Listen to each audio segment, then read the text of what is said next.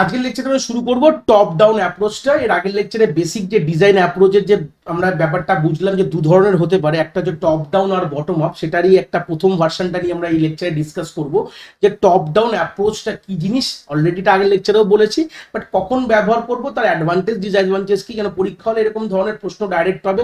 What is the top down approach design, explain with example বলতে পারে, বা state is advantage and disadvantage, এরকম ধরনের কিন্তু প্রশ্ন তোমরা ইউনিভার্সিটি লেভেলে কিন্তু ডাইরেক্ট তোমরা 2-4 নম্বরে কিন্তু পেতেই পারো। তো তাছাড়া এর আগের যে লেকচারগুলো আমরা অলরেডি কভার, যেখানে আমরা ডিজাইনের পুরো অ্যাসপেক্ট মোটামুটি আমাদের কমপ্লিট হয়ে গেছে, প্লাস আমরা গ্যাদারিং এসআরএস এগুলো সবই কিন্তু মোটামুটি আমরা কমপ্লিট করে ফেলেছি।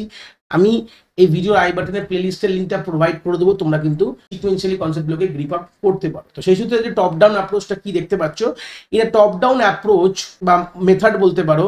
The problem is broken down into smaller number of problems according to the user requirements and we repeat the process until the problem becomes so simple that we can solve them directly। মানে একদম simple কথা, যে আমাদের বড় problem ছিল, এটাকে কি করলাম, যেটা ডিভাইড অ্যান্ড কনকার অ্যাপ্রোচ বলে, যেটা তোমরা বেসিক রিকারশন অ্যালগরিদম দিয়ে তোমরা দেখেছো, যেখানে বড় প্রবলেমকে আমরা সাব প্রবলেমসে ডিভাইড করলাম, ওটাকে ফার্দার প্রবলেমসকে করতে করতে একদম সিঙ্গেল ইউনিটে যখন চলে যায় সেইগুলোকে আমরা সলভ করতে শুরু করি, আর করতে করতে কিন্তু আমাদের মেজর কিন্তু আমাদের বড় প্রবলেমটা সলভ হয়। যেখানে আমাদের আলটিমেট এখান থেকে মেন ইম্পর্টেন্ট কথা কি, যেখানে আমাদের ইউজারের রিকোয়ারমেন্টটা আমাদের আলটিমেটলি নোন থাকে, মানে আমাদের সিস্টেমের আইডিয়া প্রচুর ভালো থাকে, যেটা আমরা অ্যাডভান্টেজ এবং ডিসঅ্যাডভান্টেজ গিয়ে দেখবই।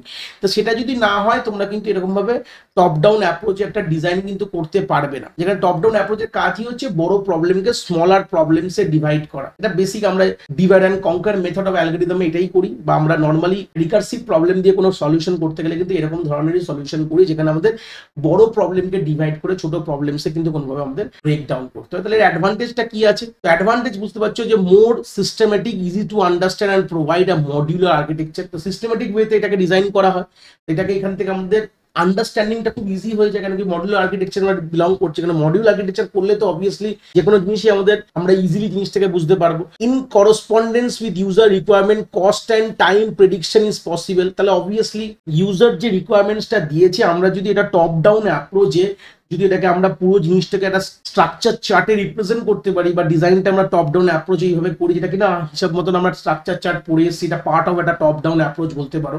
তো সেটা করলে কিন্তু আমরা কিন্তু মোটামুটি একটা আইডিয়া হয়ে যায় যে কতটা সময় লাগতে পারে এবং কত খরচা হতে পারে, সেটাও কিন্তু এই টপ ডাউন অ্যাপ্রোচ ডিজাইনেই কিন্তু আমরা বলে দিতে পারি। Should be use with small and medium size of project. এরকম ধরনের কোথায় আমরা টপ ডাউনটাকে অ্যাপ্রোচ লাগাতে পারি, যেখানে আমাদের প্রজেক্টটা স্মল এবং মিডিয়াম সাইজের, সেখানে কিন্তু আমরা এই জিনিসটাকে বেশি আমরা ইউজ করতে পারি।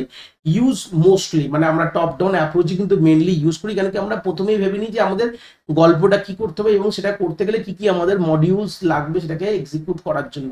ডিসঅ্যাডভান্টেজটা কি, যেটা আমরা বড় প্রবলেমের জন্য হবে না, কমপ্লেক্স বা ভেরি লার্জ প্রবলেমের জন্য we can't understand the entire problem as a whole.